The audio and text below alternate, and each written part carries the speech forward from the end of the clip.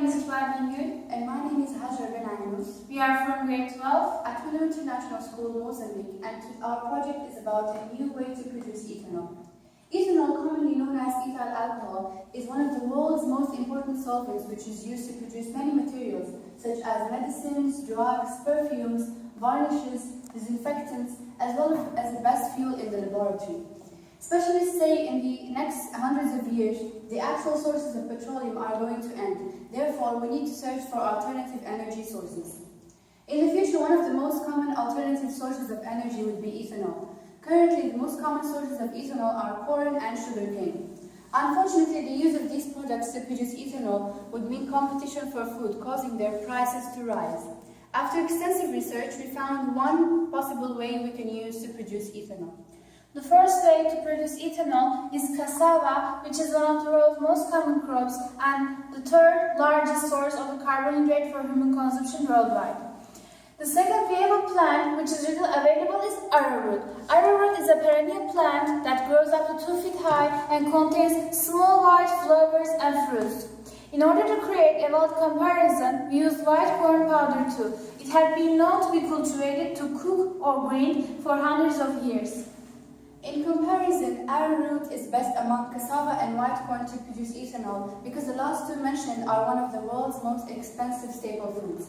This project aims at utilizing cassava, arrowroot and white corn powder to produce ethanol, which can also be used as a biofuel. The materials we used for our experiments are 150 grams of each arrowroot, cassava and white corn powders, 2 liters of warm distilled water, 45 grams of active yeast, iodine and Fenton's reagent, and also citric acid and other general laboratory equipments.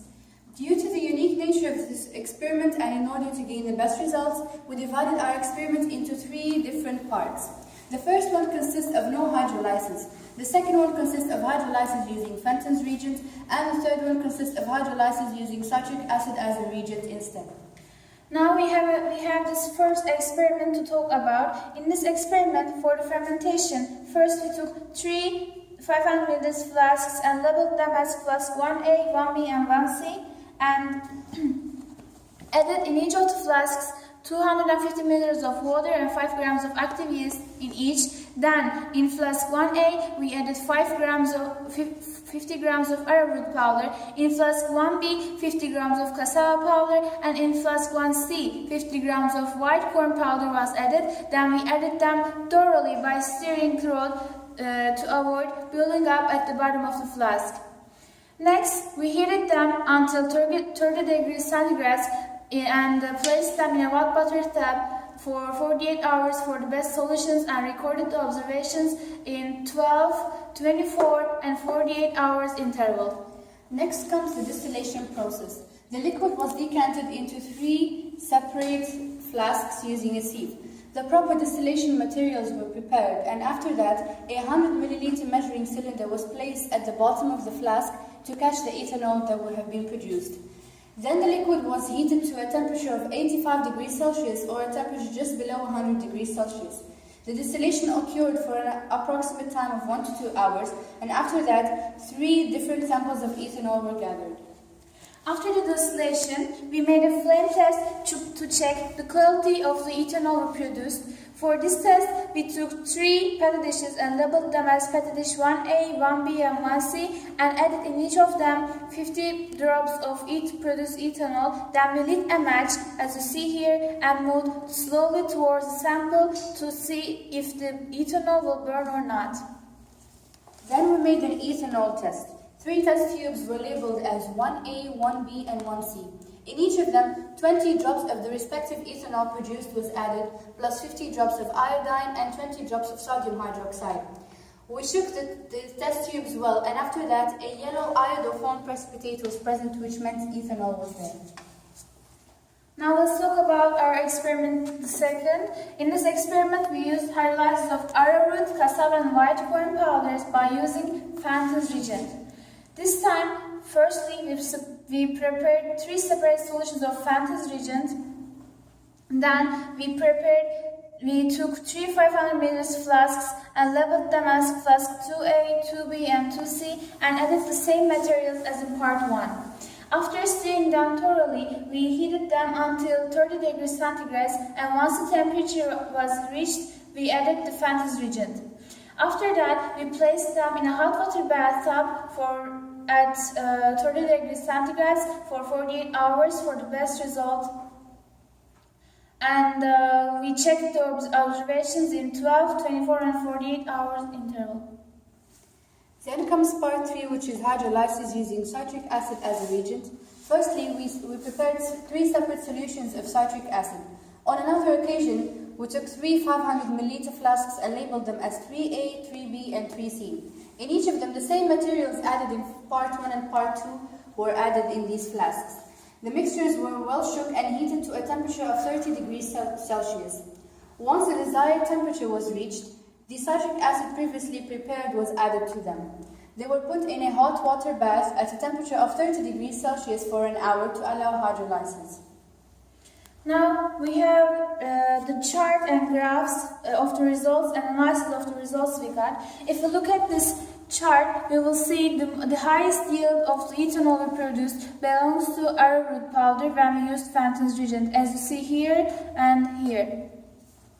The other yields of the produced ethanols are less than 11, and when we use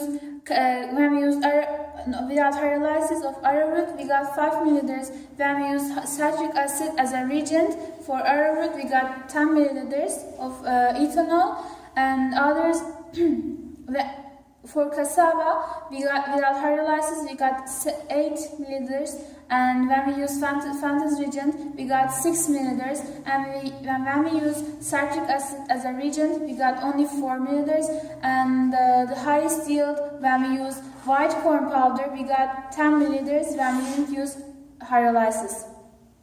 And if we look at this chart, we will see the substance utilized as here in the graph, and now we see clearly the highest yield of ethanol we produce belongs to arrowroot, and other next highest yields of the produced ethanol belongs to again arrowroot when we use citric acid as a reagent, and white corn powder when we didn't use hydrolysis.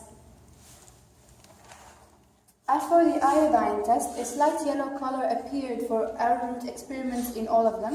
For cassava, the yellow color only appeared in the first and second experiment, which is no hydrolysis and using Fenton's reagent respectively.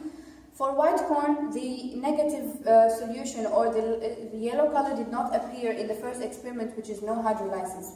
As for the flame test, the ethanol burnt in the second and third experiment using Fenton's reagent and citric acid as a reagent respectively. For cassava, the negative flame test came as a result in the first and third experiment, which means it only burnt in the second experiment using Fenton's reagent. As for white corn powder, a positive result was given in the second and third experiment using Fenton's reagent and citric acid respectively. Now, as a conclusion, among cassava, white corn, and arrowroot powder, the best one which we can use to produce ethanol is arrowroot powder due to many reasons. Firstly, it's highly available. Secondly, it's cost effective. And thirdly, it gives us the highest yield of ethanol as we can see here. Fourthly, it has 23% of starch content, which is competitive to that of cassava and white corn powder. Another reason is that there are types of arrowroot which are inedible, which can be convenient to produce ethanol. That will not create competition for food. Another very important reason that we can use to produce ethanol from arrowroot powder is that we need ethanol in the future because eco-friendly vehicles are now used, and so the ethanol will be best extracted from arrowroot powder. Thank you. Thank you for listening.